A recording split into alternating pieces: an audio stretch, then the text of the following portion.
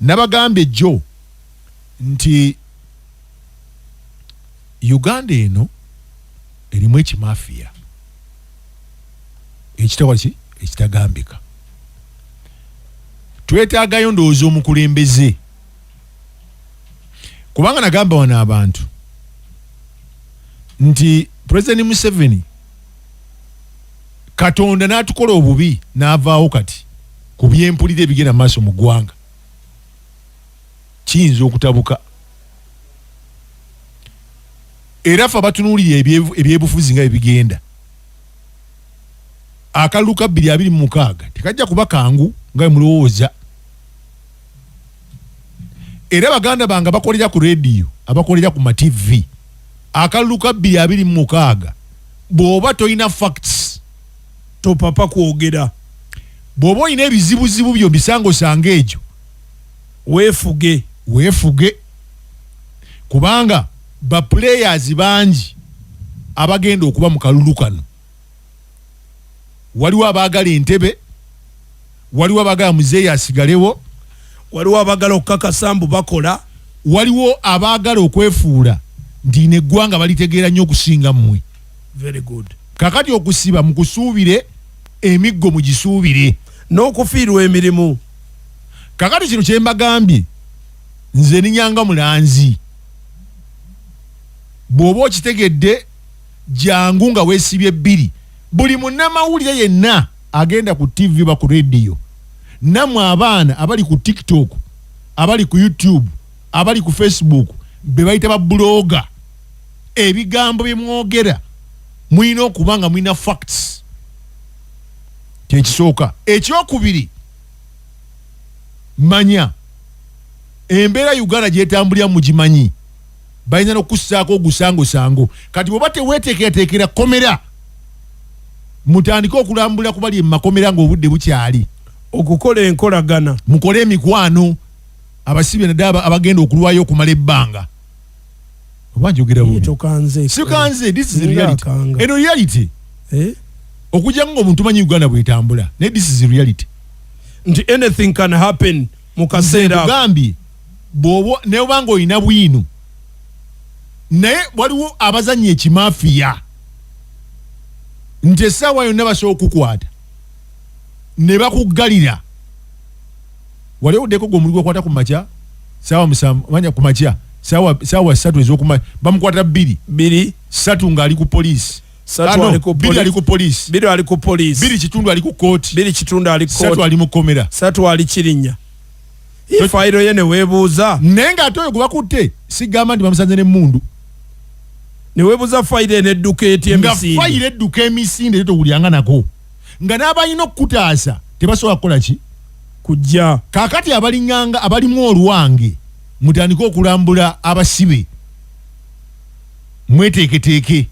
Because anything can happen. Kubanga liwe kiri kati ku budde buno waliwo abali awo nga sina muzeeyi yalagira nga bo bakola ebintu nga beeragidde. Mboli kwonoona ekintu. Kubanga buli muntu bwalwa mu buyinza centers of power zeeyongera. Akaato kambuusizza. Kati gwe wulire omusango gwa Mpuuga.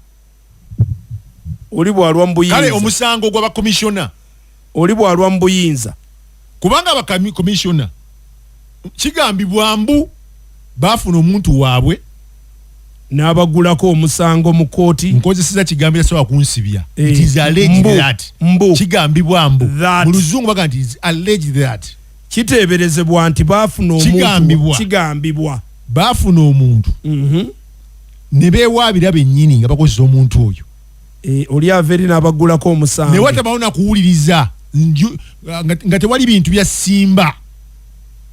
Omulamuzi basobola kwesimbako. Ne muwoza omusango. Ne kigwera awo ne bagamba ne kigwa draw. Ekyo nakibagamba wa. Ne kigenda. Kyagwa draw. Kati okujjako nga wavudde ya kati mu Uganda buli kimu kisoboka. Tolowooza buli kimu kikola ki? Kisoboka. Nakunyumizaako wano sister waliwo PS yalwanisa sister mu education. Sister yali asomesa bulungi abaana nga headmistress. Ne baagala omukyusa omutwala ku ssomero eritalinamu convent ngatono mu sister juga sister okizibwa kupangisa ekyo kimenya either osula mu kigo oba n'ogenda abasista gye bakola ki gye basula naya ne bamuzinyazinyawo naye nga sister mbu yayita wa kickback okuzza omuzigo mbu PS oyo permanent secretary wa education oyo gwe nawuliddeko yayita za muzigo era Janet Museveni mukembuga n'alyoka akola ki n'ayita olukiiko gaggadde mu State House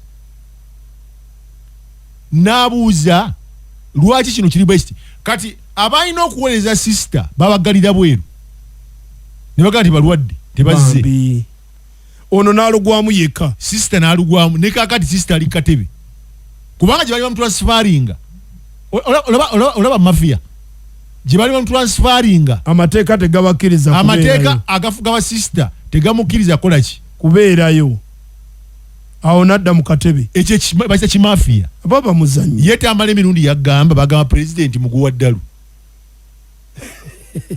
abamafia bwe tebakola ate ne bakikkiriza ne bakikkiriza okusinziira ku ngeri gy'ayogera kakati ekiriwo kyekyo kakati jona bagambye ngenda balaga ensobera kiyandaze nkuwulira nakino mukiwulirize ensobera kyeyakoze eki kyeyandaze abakulu mu gavumenti batandise okweraliikirira nga bafaaki abakulu abaludde mu gavumenti oba ba minisita oba ba PSC oba ba RDC oba bakozi ba gavumenti ab'enjawulo nabano ba business community naye nga abadde babba omusolo beepe n'omusolo ekintu kikyuseemu batandise okweraliikirira nti General Muhoozi Kanyarugaba bw'ajja agenda ku banka gama e Rwanda tayagala ebyo batandise okweraliikirira nti Kyagulanyi Ssentamu bw'ajja waliwo buki obuzibu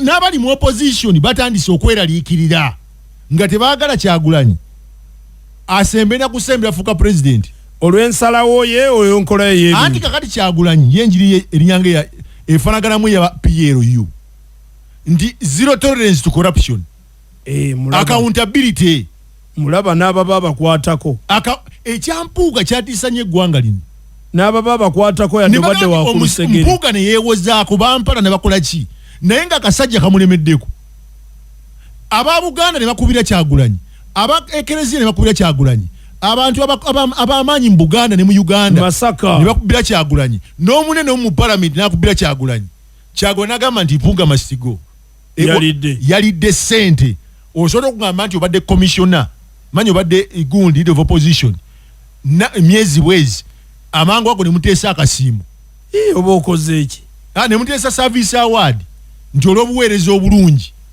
sina kasiimo olw'obuweereza obulungi buweereza bulungi singa wakajja mu office nga wakajja waweereza that was immoral this is not a matter of law waweereza this is not a legality we are talking about morals kakati bana ababiri Kyagulanyi ne Muhoozi abaana abamugamba ekisooka despite the fact ndi Muhoozi mutabani wa mukulu naye sali kubali abagenda mu nsiko mulongoose waamu si mulongoose waamu ekyo kibi ali atya mukatambi basobola okukuwaza ne bakusiba ali atya nti tukome ku ekyo nti ye teyali mu nsiko nti wanjawulo kubali ekirala Kyagulanyi ne teyali muki mu nsiko bwe tuba tubaze emyaka Muhoozi Kanyarugaba asinga Kyagulanyi emyaka nga 8 kitegeeza generation yemu batambulira mu kaseera emyaka gyegimu nti bonna kye batonda kiri kimu kyokka kye batunda ani yazirya